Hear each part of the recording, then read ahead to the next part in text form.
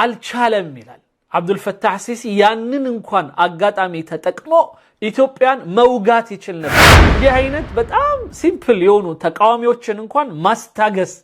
ወይም ደግሞ ስርዓት ማስያዝ አቅቶታል ወደ 250,000 ወታደር ያለው የሆነ ወታደር ጋር ነው የገጠመው የማዕከላዊ መንግስት ይሄን እንኳን ማሸነፍ ያልቻልክ እንዴት ብለህ ነው በህዳሴ ግድብ ጉዳይ ላይ መታሸንፈው ይላል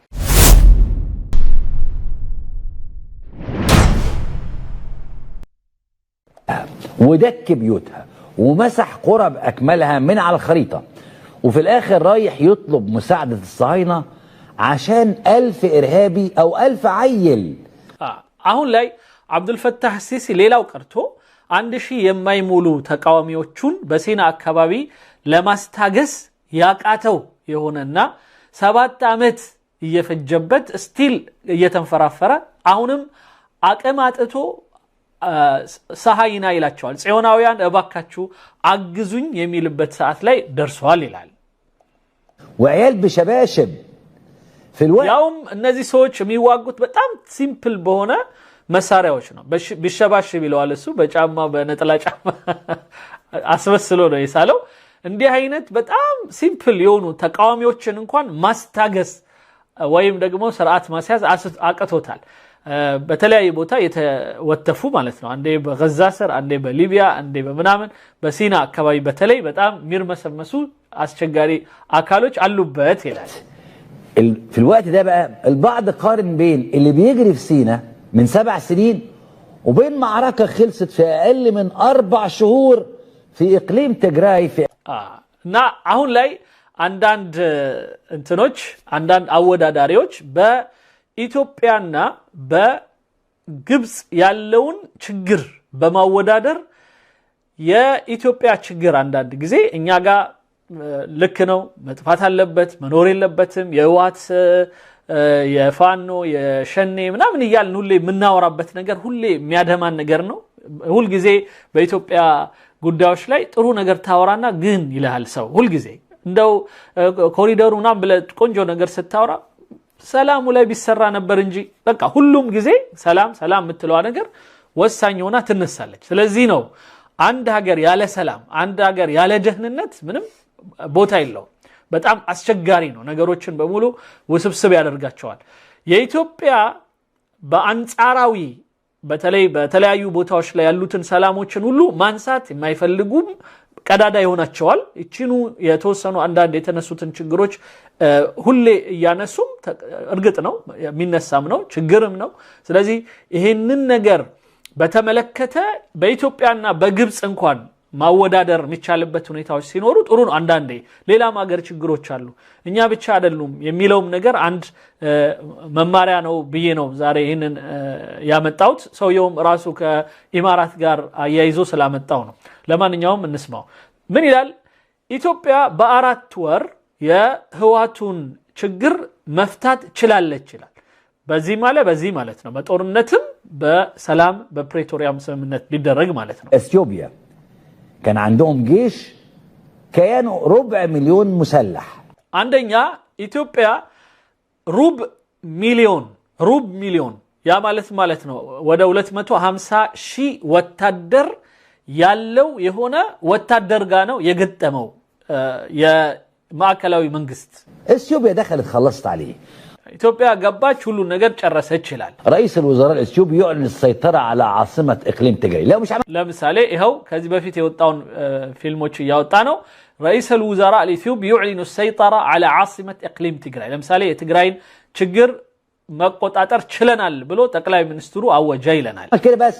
ده منع التلفزيون بتاعهم ومنع اي صحفي يخش من هناك ስለዚህ ይሄንን ጉዳይ ለማጠቃለል በጣም ጥቂት ጊዜ ነው የወሰደባቸው ሁለተኛ ከዛ በኋላም በቴሌቪዥን በመሳሰሉት በጣም መከራም የሚያበሉን የነበሩትን ይሄ የህዋት ርዝራዥ በሙሉ ከዛ በኋላ ድምጻቸው ጸጥ እንዲል አድርጎታል ይላል تماما على الارهاب او على አሁንም ግን ያው ጸጥ እንዲል እንመኛለን ስቲል የተነሳ ያለ ችግር ስለሆነ ማለት ነው የህዋት ነገር ስቲል ያልተፈታ ስለሆነ ማለት الناس اللي هم بتوع التجري ይሄ በትግራይ ውስጥ ተቀምጠው የሚረብሹ የሚያውኩ የነበሩ አካሎችን ለማስታገስ የተሄደበት ሂደትን አይተናል ይላል 7 سنين السيسي بقاله بيحارب في سيناء ሲና ላይ ግን 7 ዓመት ስቲል ያልታገሰ ያልተጨረሰ የሆነ የኢርሃቢ ወይም ደግሞ የጽንፈኞች ውጊያ ስቲል ድረስ አለበት ይላል لحد النهارده اصابات في صف الجيش المصري እስካሁን ድረስ አንዳንዴ ምንድነው የሲሲ ወታደሮች ይጠቃሉ وضحايا يعني الراجل في 4 شهور اسمه ده ابي احمد خلص على الانتفاضه او على اللي بيعملوه بتوع اقليم تجري ስለዚህ ይሄ በህዋት ለምሳሌ በተነሳው ችግር ውስጥ በ4 አመት ውስጥ ጨርሷል ይላል ኦኬ لا مع ده ولا مع ده لكن اقرا كده بوست الاعلامي الاستاذ زين العابدين توفيق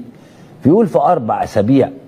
تمكن جيش اثيوبيا من السيطره على اقليم تجري وهزيمه جبهه التحرير التجري القويه لذي عنده زين توفيق የሚባለው ሁለቱን ሲያነጻጽር ይላልና የኢትዮጵያው 4 ሳምንት ብቻ የፈጀ ትልቅ የሆነ የውትድርና ሂደት ተደርጎ ወይም የሰላም ማስከበር ሂደት ተደርጎ التي كان لها سطوه كبيره في الحكم بعد ان كانت اول من تحدى سلطه منجستو هيلا ይህ ኢትዮጵያ ውስጥ ምናልባትም የመንግስቱ ኃይለ ማርያም ትልቁ የሚባለውን ወታደር አሸንፎ ወጥቶ መንግስትን ሊገዳደር የሚችል አቅም ገንብቶ የሚዋጋ የነበረ ኃይልን ነበር مريم واسقاط نظامه واحنا عندنا واحد بيحارب الارهاب في سيناء من 7 سنين ያው የኛ አለ 7 ዓመት አልፎታል ይሄንን የተወሰኑ 1000 ማይሞሉ ብሎ የሚጠራቸውን የጽንፈኞች ኃይል በሲና አካባቢ ማስታገስ አቀቶት ይፈራፈራል ይላል واحد بيحارب الحوثيين اللي هم السعوديه من 6 سنين እንደዚሁም ሁቲዎች የሚባሉት አሁን ላይ በየመን ጫፍ ላይ እንደዚሁ ትንሽ ድንበር ይዘው እንደዚህ ሁሉ አዛ የሚያደርጉትን እንደዛው ሳውዲዎችም 7 ዓመት 8 ዓመት እየሆናቸው ده الفشل في سيناء ما بالك انت بقى بسد النهضه ስለዚህ አንተ የደረሰብህ የሲና ወይም የሲና አካባቢ ሽንፈት ሳይሆን በህዳሴ ግድቡ ታዳ እንዴት ይሄን እንኳን ማሸነፍ ያልቻልክ እንዴት ብለህ ነው በህዳሴ ግድብ ጉዳይ ላይ متشنفው ይላል شوف كده السيسي وبيأكد في مؤتمر صحفي مع رئيس جنوب السودان على ضرورة ان النيل يكون الحقيقة مصدر للتعاون ከዛ በኋላ ሽንፈትን ለመሸፈን ለምሳሌ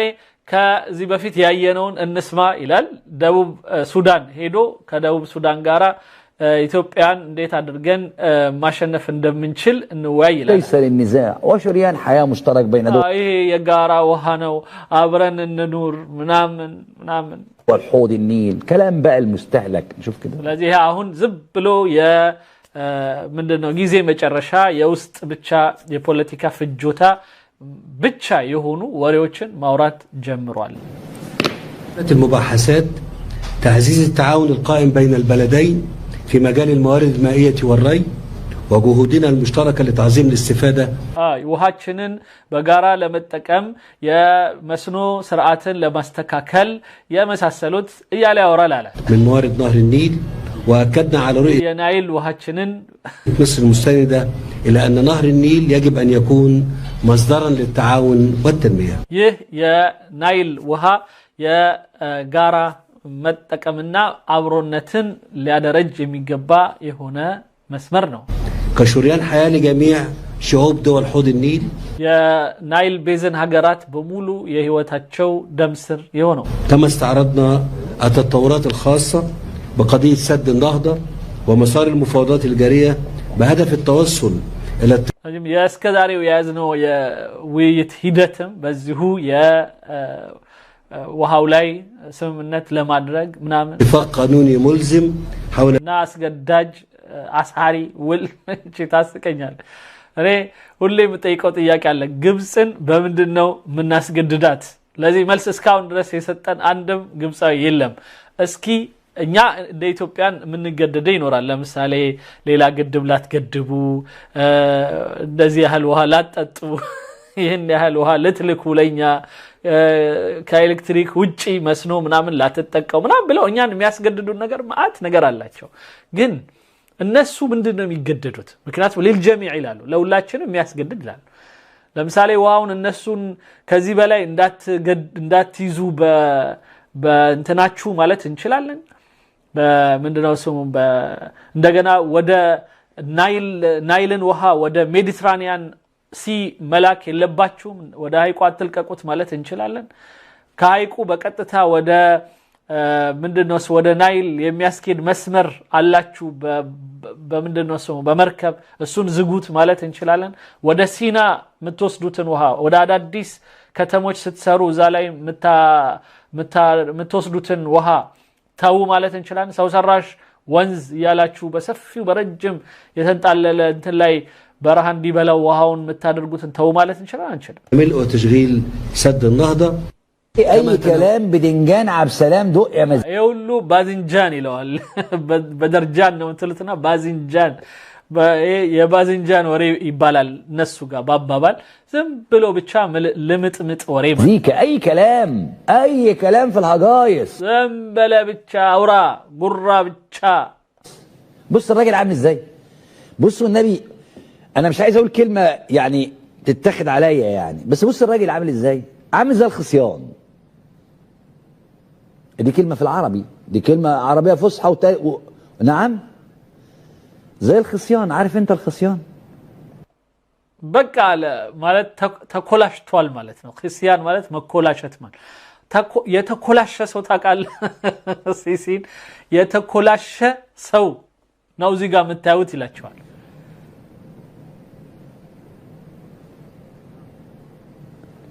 شايف بص الراجل عامل ازاي هي ليها معنى عامي بس بص عامل ازاي خليك انت السيسي يبحث مع سيلفا كير حلا ملزما لملء وتشغيل سد النهضه اتفرج يا معلم اي كلام في البدنج ሁሉም ከሲሲ ከሲልቫ ኬር ጋር ተቀመጠ ከምናምን ጋር ተቀመጠ ይሄ ንቀታቸው ነው ማለት ከሲልቫ ኬር ጋር ሆኖ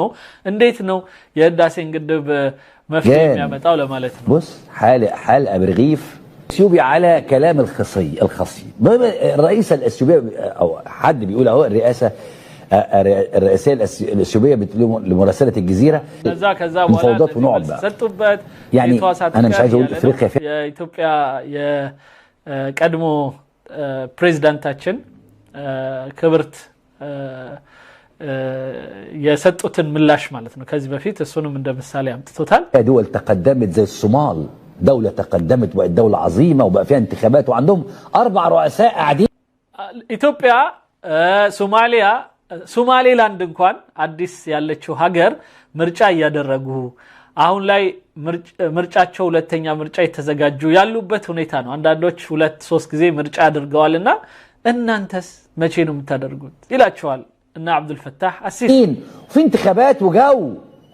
ሌላው ቀርቶ እነዚህ ሀገራት ቢያንስ በምርጫ ነው ይመጡት መቼ ነው ምርጫ የምትሰሩት الصومال بقت دوله عظيمه تعال انت اتفرج على مصر بقت ሌላው ቀርቶ ሶማሌላንድ زي التخلف والفقر والفساد السيسي ما قدرش يستغل الحرب الاهليه في اثيوبيا ዚጋ ስሙ በጣም ነውረኛ نور بك هذا عيب على هؤلاء الذين يدعون الإصلاح ويتصدرون المشاهد هذه ولكنهم لا زالوا خبثاء في عقولهم ويفكرون دائما في تخريب البلاد ويقول لماذا لم نستغل فرصة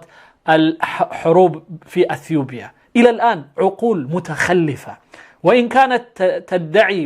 وتقول على الآخرين بأنهم متخلفين والسيسي أطهر منهم والسيسي المتخلف هذا هو أفضل من هؤلاء الأنجاس الذين يدعون السيسي لأن يتخذ قرار أسوأ من الذي عليه الآن أهون عبد الفتاح السيسي كان لبت راسو دكامة بتاع مدفونان بلو كميت أروت يبلت قشاشوش النزي دمو سلطان بيزو من اللي هونو ندمي تشلو እዚህ ላይ የሚያሳይ ንግግር ነው ኢቭን ራሴን ኮንትሮል ማድረግ አልቻልኩም ሶሪ ምን ይላል ኢትዮጵያን የውስጥ ጦርነቷ ባለበት ጊዜ አልቻለም ይላል አብዱል ፈታህ ሲሲ ያንን እንኳን አጋጣሚ ተጠቅሞ ኢትዮጵያን መውጋት ይችል ነበር ይላል هذا هو خبث المصري إعلامهم ومخالفوهم وداخلوهم وخارجهم هكذا ربوا على غطرسة وعلى عدم معرفة قدر الآخرين وعلى أيضا إفساد يعني كما تعلموه من فرعون وآله يعني عشان يحل مشكلة سد النهضة عسكري የኢትዮጵያን ህዳሴ ግድብ ችግር ለመፍታት ጊዜ ያመለጠው የሆነ ሰው ይለዋል ማንን አብዱል ፈታህ ሲሲ የኢትዮጵያው የትግራይ ጦርነት የምናምን ጦርነት ምናም ቢባለው አጋጣሚውን እየጠበቀ ለምንድነው ማይሰራበት ይላል السيسي ما يقدرش يحل لان الامارات مع ابي احمد ضد التجري ስለዚህ አሁን ትልቁ ነገር አብዱል ፈታህ ሲሲ ኢትዮጵያ ጋር በተያያዘ ያለውን ችግር መፍታት ያልቻለው ኢማራት ከአቢ አህመድ ጋራ ወይም ከኢትዮጵያ ጋራ ስለቆመች ነው ይላል الامارات حبيبته ምክንያቱም ኢማራት ማለት የኢትዮጵያ ወዳጅ ናት حبيبته ይላል ለጠቅላይ ሚኒስትሩ ማለት ወዳጁ ናት اولته وجابته على الكرسي ግን የሚያሳዝነው ሶሪ حبيبته የሚለው ለሲሲ ነው አብዱል ፈታህ ሲሲ حبيبته ወይ ወዳጁ ኢማራት ስልጣን ላይ አምጥታው ስታበቃ ተወቸው ይላል ከዶክተር አብይ ጋር ከኢትዮጵያ ጋራ ነው እነሱ የሚሰሩት ለዛ ነው በትግራዩ ጦርነት ወይም በሌሎቹ ጦርነቶች ላይ ተንተርሶ ኢትዮጵያ ላይ ምንም ነገር ማድረግ ያልቻለው ይሄ እንግዲህ ትልቅ እንግሊዝ ሀገር የሚኖር ትንሽ እንኳን ምንድነው ይባለው በኢዕላም ወይም በጋዜጠኝነት በጣም ረጅም ጊዜ የነበረው اذا كان الرجل مثل محمد ناصر الاعلامي المحنك الكبير ينحط بدرجه هذه ويتمنى ان يدخل السيسي في ويستغل فرص الحروب في داخل اثيوبيا ليحارب اثيوبيا هكذا عقولهم لا زالت متخلفه تخلفا غريبا በጣም ወደ ኋላ የቀረ አስተሳሰብ ስቲል መሐመድ ናስር የሚባለው ይሄን የሚያክል ትልቅ የሆነ ጋዜጠኛ እንግሊዝ ሀገር የሚኖር ያው ቢያንስ የሰለጠኑ ሰዎችን ቢያንስ ያያል ጧት ሲወጣ ማታ ሲገባና እንዲህ አይነቱ ሰው ስቲል የሚያስበው ኢትዮጵያ ውስጥ ችግሮች በተፈጠሩ ቁጥር ያንን ችግር እንደ መንተራሻ አድርገን ኢትዮጵያን ከህዳሴ ግድቡ ጋር በተያያዘ ያለውን ፖለቲካችንን ማረም አለብን ብሎ ያስባል ማለት بس القصه مش امن مصر القومي اللي بيضيع يوم ورا يوم وكل ما الوقت بيعدي بيتاكد اكتر خيانه السيسي الصريحه في ስለዚህ በኢማራት በኩል ሁሌ ማነው ከሲሲ በኩል ከኢማራት በኩል ሁሌ ገንዘብ ማግኘት ሁሌ እነሱን መጠቀሚያ ማድረግና ስልጣኑን ማቆያ ብቻ ነው እንጂ ያደረጋቸው ያለው ምንም ነገር ሚጠቀም ነገር ሲሰራ አይታየም ይላሉ كفات الامن القومي او على الاقل فشلوا في الاداره لانه كان يقدر يدير الازمه دي مع الامارات اللي بتلعب دلوقتي مع ابي احمد መሆን የነበረበትና አሁን ላይ ዶክተር አብይ ኢማራትን ይዞ እንደዚህ ከነሱ ጋራ መስራት የቻለ የሆነውን ሰው አሸንፎ እሱ ነበረ ኢማራትን ይዞ አሁን ላይ ኢትዮጵያ ላይ በኢማራት በኩል ኢትዮጵያ ላይ መጫወት የነበረበት ይሄ ምንን ያሳየናል እስከዛሬ የምንለው የአረቦች አጠቃላይ ችግር ከኛ ጋር ከአረቦቹ ጋር በሙሉ አይደለም ችግራችን አረቦቹን በተለያየ አይነት መልኩ በደንብ ማንነታችንን ካሳየን ፖለቲካውን በደንብ ከቻልንበት ሁሉንም መያዝ እንችላለን ኮይትም በሏት ኳታርም ሳውዲያም ኢማራትም ሌሎችም ኢቭን ዑማን ጆርዳን ምን ያህል ከነሱ ጋር ደግሞ ግንኙነት እየፈጠር እንደሆነ አላቀም ለምሳሌ ሞሮኮን ጥሩ ይዘናል አልጄሪያን ጥሩ ይዘናል ቱርኪያን ጥሩ ይዘናል ሌሎቹንም እንደዛው ስለዚህ በሁሉም አቅጣጫ ማለት ነው በተለይ እንደ ሙስሊም ደግሞ ኢትዮጵያውያን ከዑለማ ምናምን ምክር ቤት ጋራ ከእስልምና ጉዳዮች ምናምን ጉዳይ ጋር በተያያዘ እንደዚሁም የኢትዮ አረብ ግንኙነት በሚለው ጉዳይ ላይ ያለንን አጠቃላይ ግንኙነት በጣም ማጠናከር ምን ያህል እንደሚጠቅም ማየት እንችላለን يا حضرات عبد الفتاح السيسي اقل بكتير جدا من ازمه زي ازمه سد النهضه اللي هو صنع ስለዚህ ማነው አብዱል ፈታህ አልሲሲ የህዳሴው ግድብ ላይ አንድም ነገር ማድረግ ሳይችል ወድቋል ተሸንፏል እና ምንም ማድረግ ደግሞ ከዚህ በኋላም አይችልም ይለዋል